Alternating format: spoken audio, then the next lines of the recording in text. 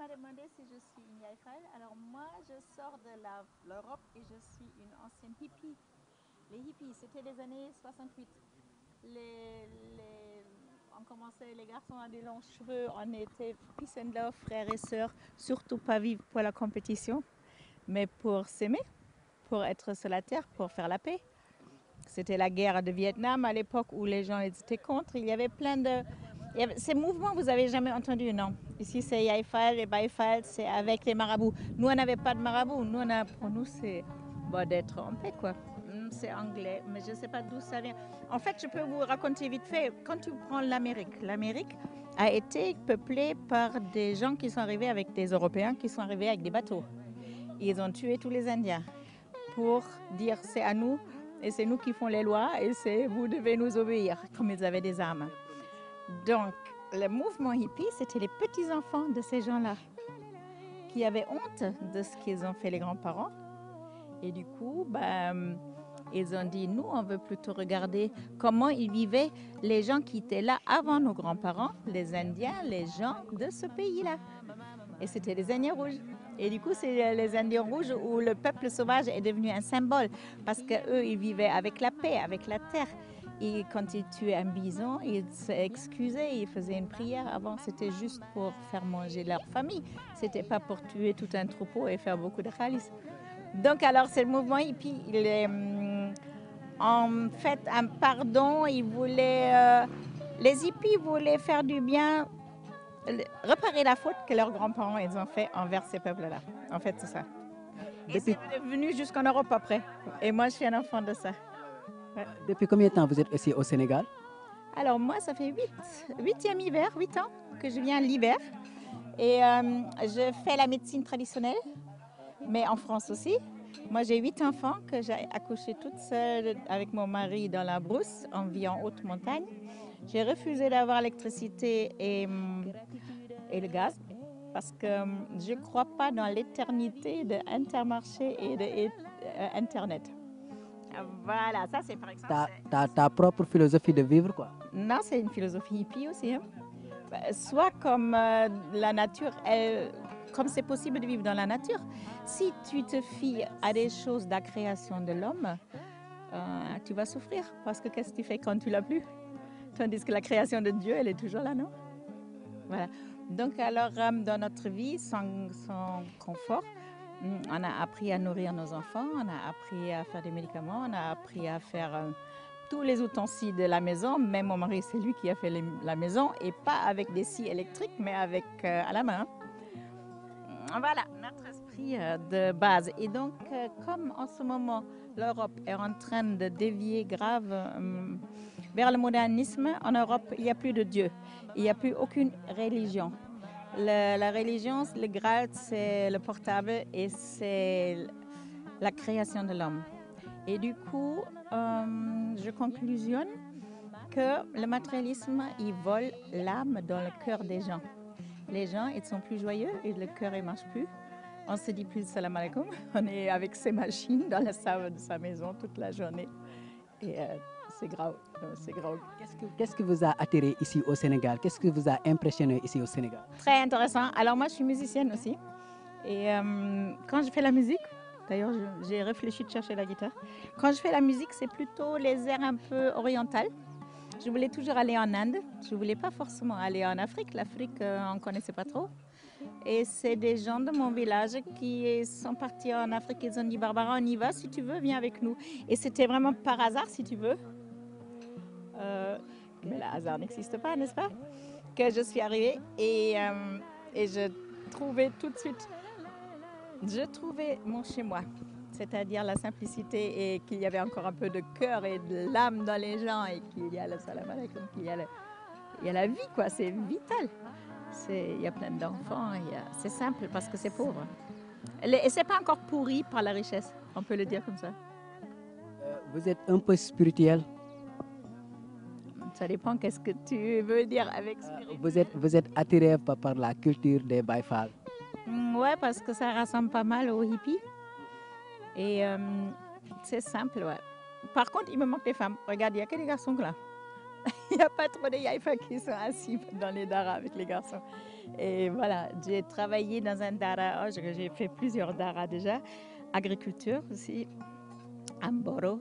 Mais ma passion maintenant, c'est d'apprendre à faire des médicaments avec les plantes d'ici, à le montrer aux gens qu'ils peuvent le faire eux-mêmes, parce que de courir chez les médecins qui connaissent pas grand-chose en général et qui écrivent des ordonnances avec tout dessus en espérant qu'une chose va marcher, ça va pas. On peut dire que tu soignes beaucoup de maladies. Ouais, mais je vais te dire quelque chose, le plus important, ce que je fais ici. Ça me vient là maintenant pour l'expliquer bien. À l'époque, il y avait des missionnaires qui venaient en Afrique pour apprendre l'école, la santé et tout ça.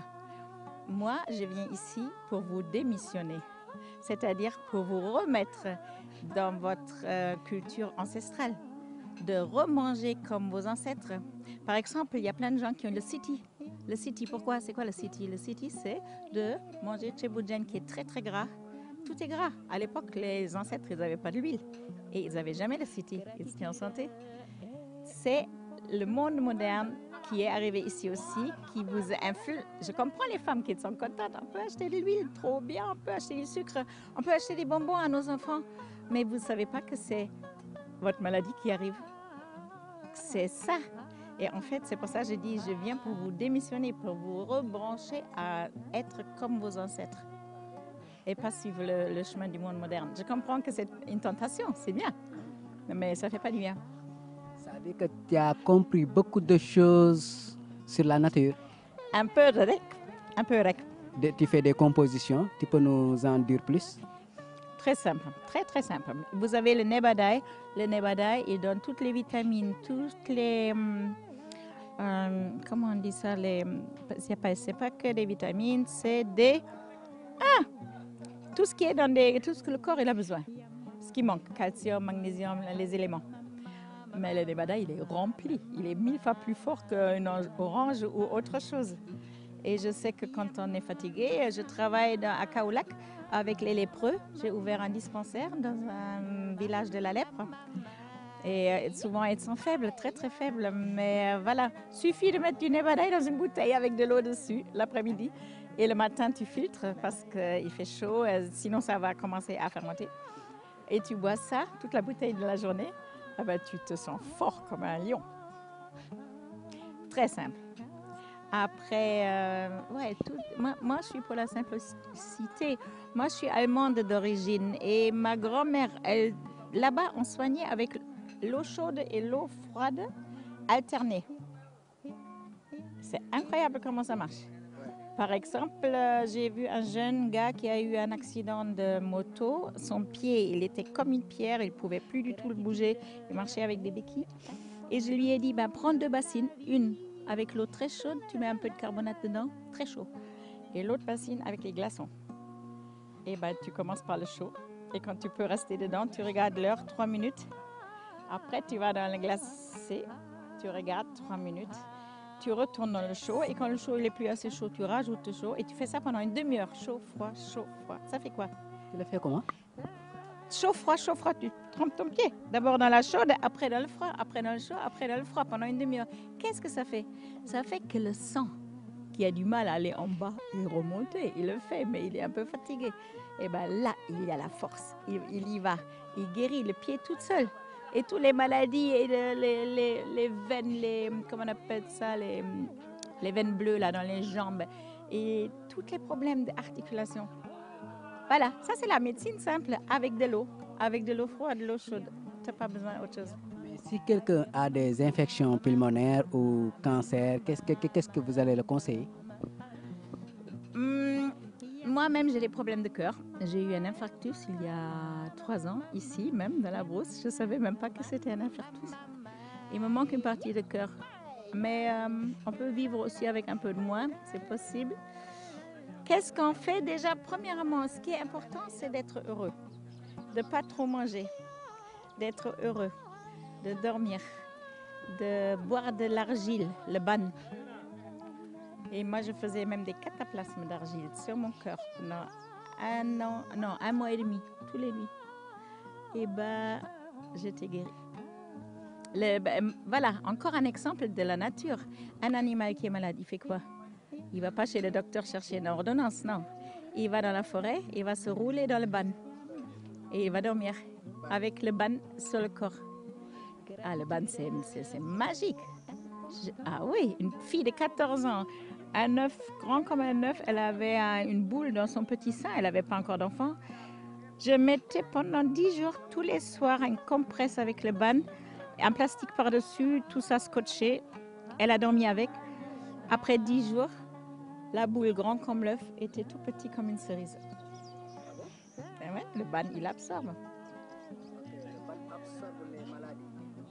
Mais qu'est-ce que vous pouvez me dire de l'ail? Très bon. Antibiotiques naturels, vermifuges naturels.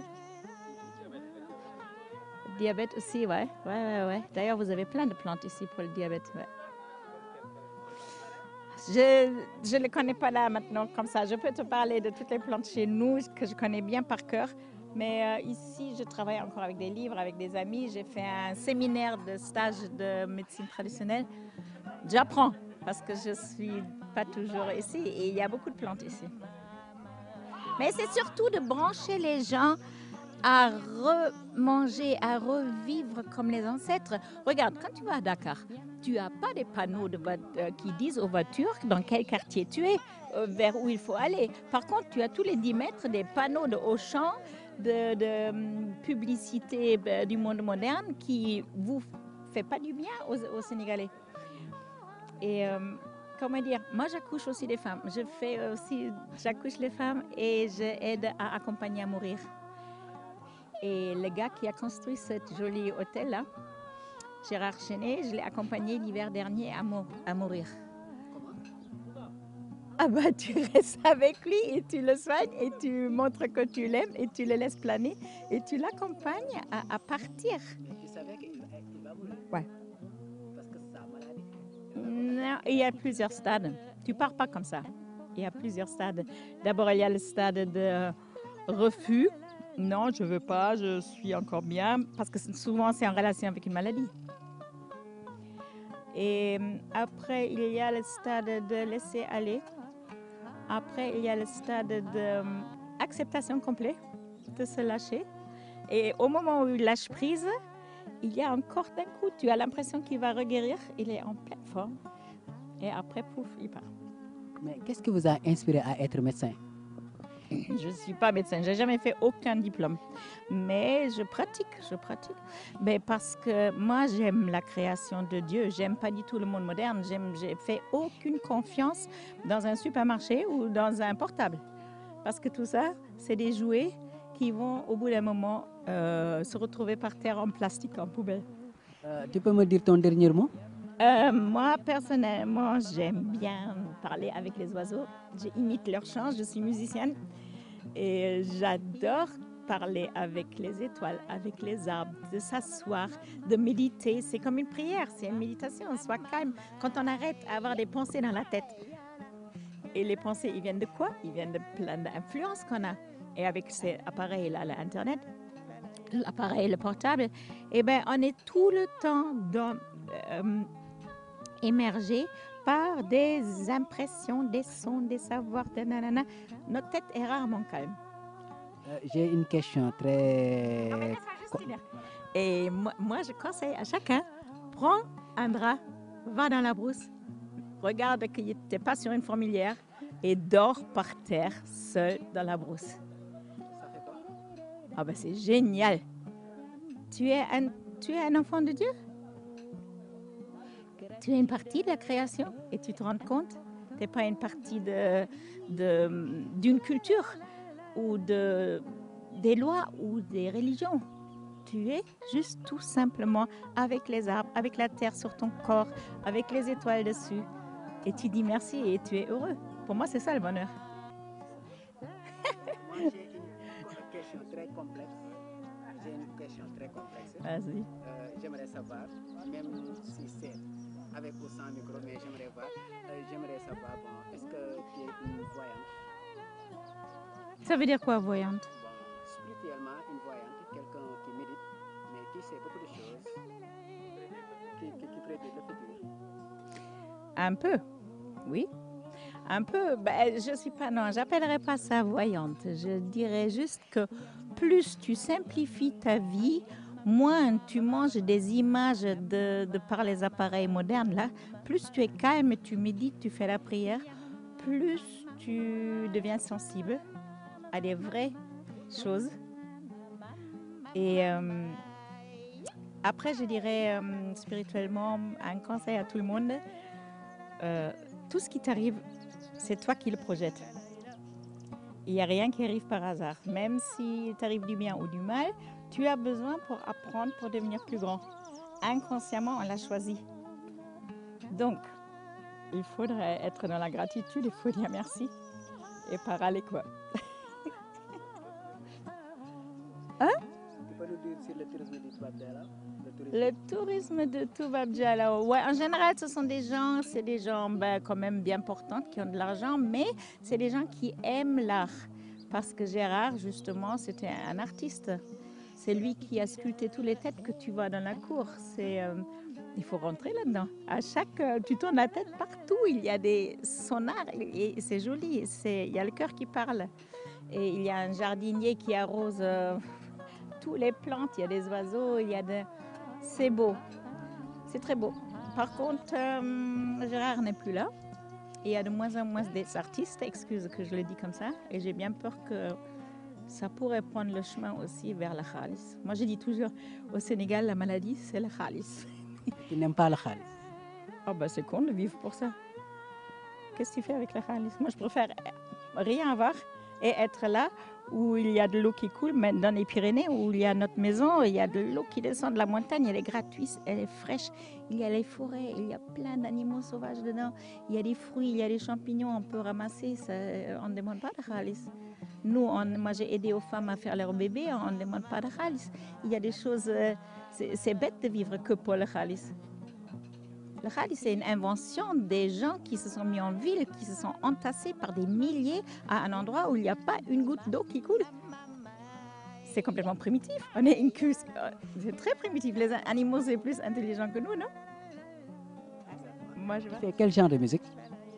Ah, tout, sauf la techno, parce que ça, c'est pas la musique. Techno, c'est pas la musique, c'est quoi alors? C'est la machine.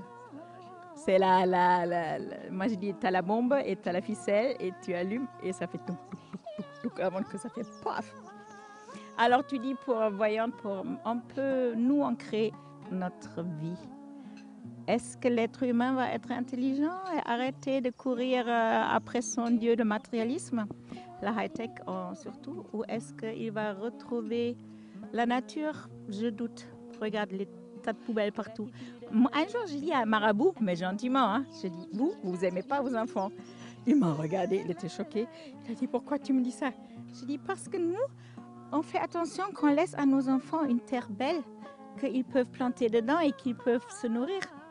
Mais si tu la salis, tu leur laisses quoi? Voilà, ce sont des... Je ne voulais pas l'accuser, tu comprends? Mais voilà.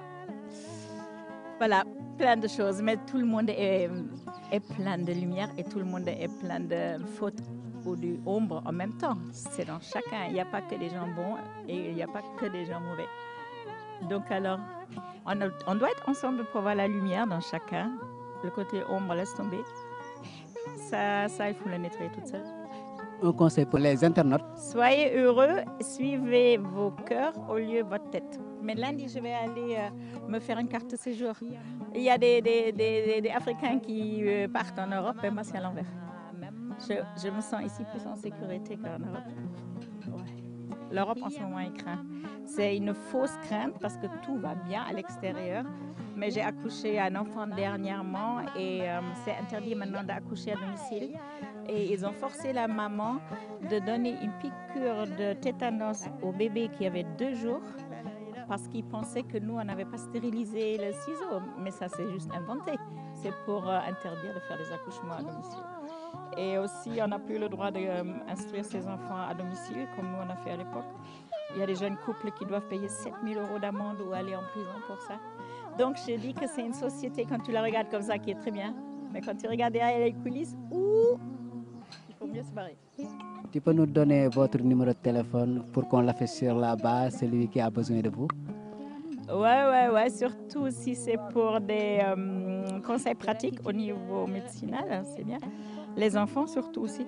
Ben, moi, j'ai WhatsApp français, mais il marche ici aussi, hein. C'est 0033 647 8 et 9 70 et 47 à la fin.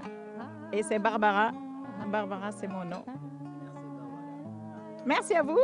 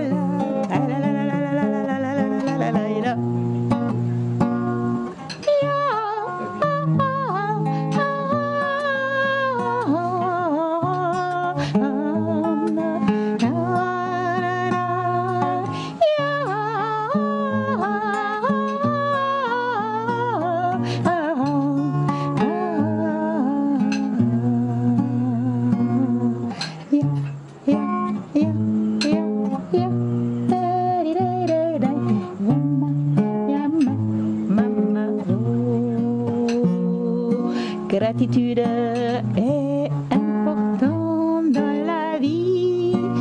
La la la la la la la la.